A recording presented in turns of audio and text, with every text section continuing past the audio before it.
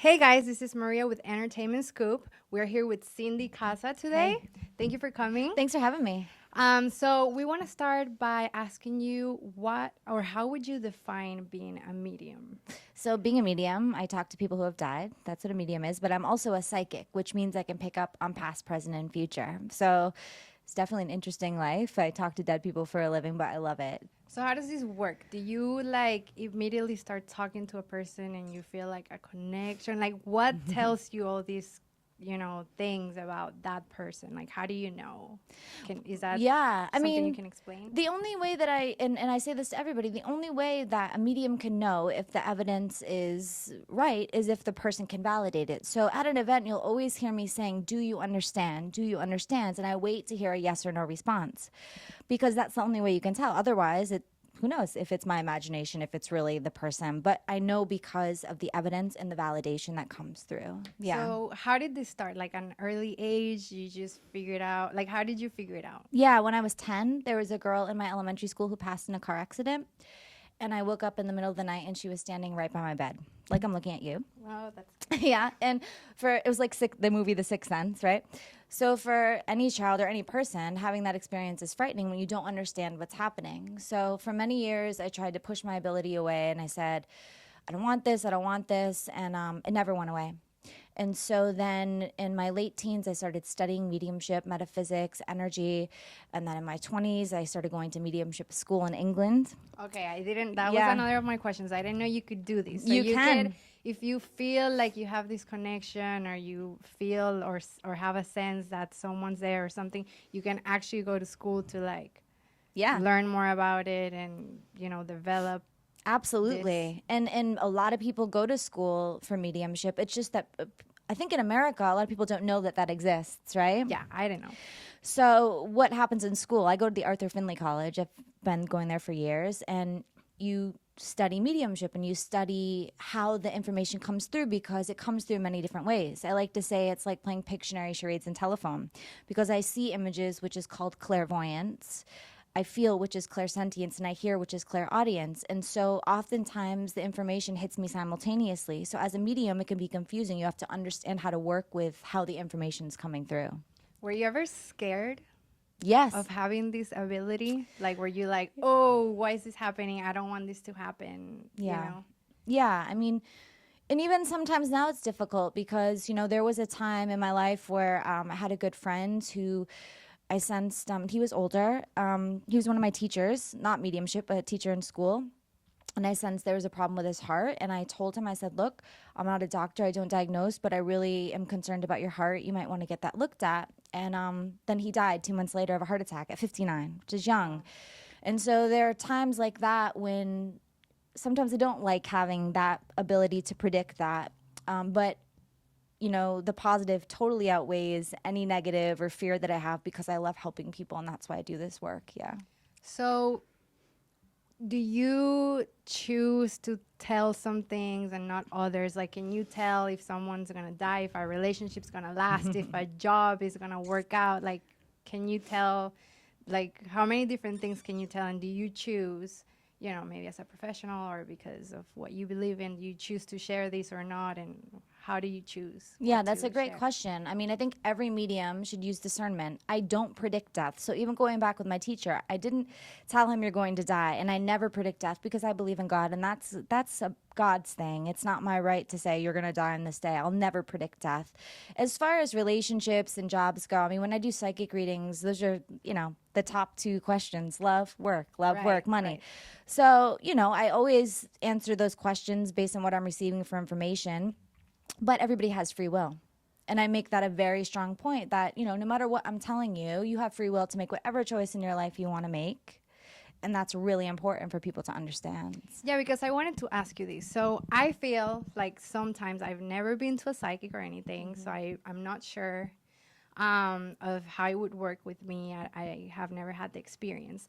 But if you, for example, like if you see someone, do you already feel all these things, or is it like a switch in your head that you have to turn on and be like, okay, I'm gonna read this person, or is it automatically you meet someone and you're like, you know what I mean? So it's for me, it's the switch that I turn on and off because for a couple of reasons. One, I have to be kind of like a regular person. I mean, I talk to dead people for a living. I wouldn't call that a normal job. But in my daily life, I have to be going around paying my bills, having normal conversations. I can't be turned on all the time. It's too overwhelming. And then also, it's I think people think I'm reading them all the time, especially I'll go out to dinner with my friends. They're like, don't read me, don't read me. I'm like, I'm not. The switch is off. But when I sit down with the intention to do a reading, then I turn the switch, for, lack of a better word, on. And then I begin the process, but I don't walk around reading people all day, but I can tap in quickly. Yeah. And how did you go from, being young and discovering you had this gift to deciding this is what I want to do for a living? Mm-hmm.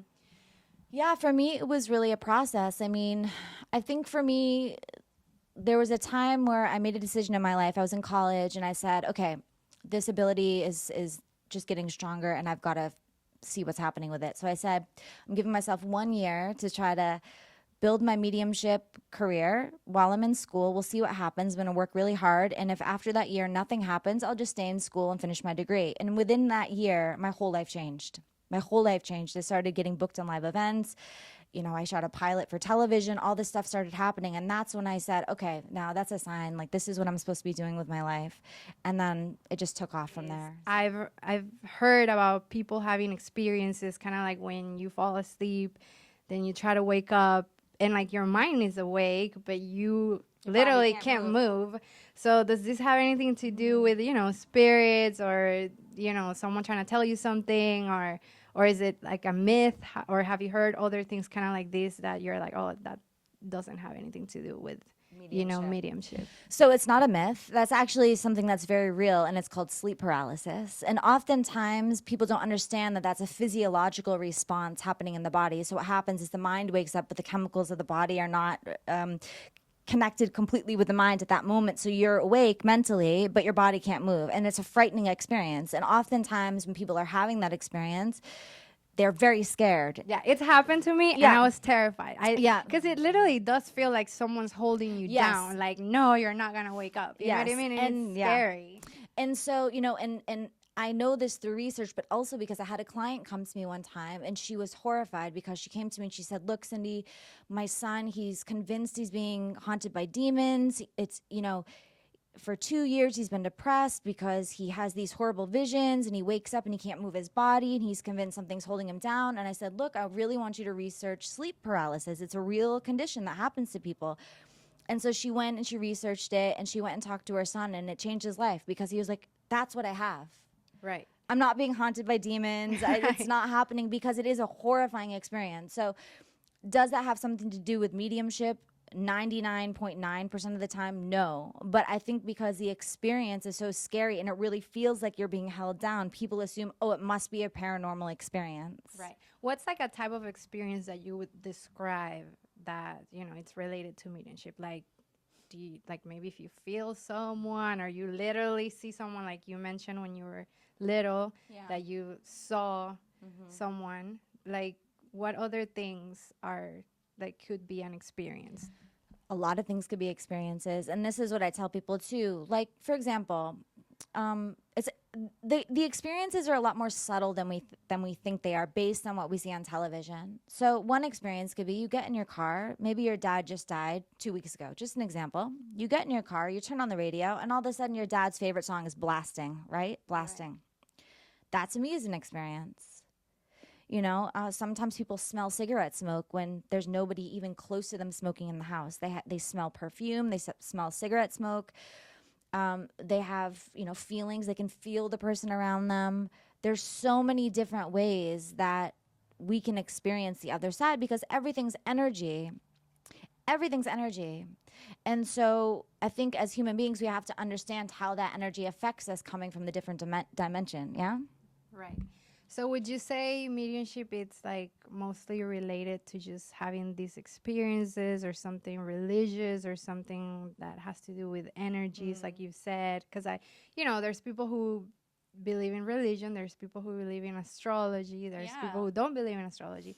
So what would you say mediumship is most related to? That's a very, very good question, because I know people from all religions that practice mediumship. And in most, at least the Abrahamic religions, mediumship is forbidden, right? But I've been to predominantly Muslim countries where I'm seeing people practicing mediumship. Christians practice mediumship. It exists in every culture, in every religion, because it's a human ability that we all naturally have, right?